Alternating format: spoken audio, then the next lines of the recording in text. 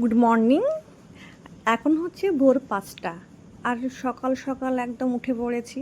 তারপরে মায়ানকে ডেকে পড়তে বসো, ওঠো। তারপরে ওকে আমি খেতে দিলাম। তো ও খেলো খই, মানে এটা হচ্ছে গুড় দিয়ে খই খেতে খুব ভালোবাসে আমার ছেলে। তারপরে একটু অঙ্ক করে নিল। তারপর বলছে মা আর পড়বো না, ও একটাই সকালে একটাই করবে। তো তারপরে ও একদম ওদের সকালের দিকে কি খাবো, সকালে আম পাকা আর ডিম ভাজা দিয়ে রুটি করব।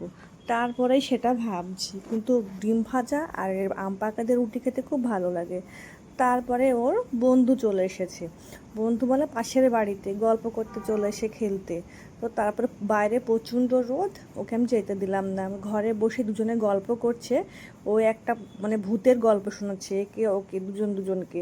তারপরে এই দেখো আমার ছেলে একদম কীরকমভাবে ক্যামেরাম্যান করেছে একা একা নিজেই।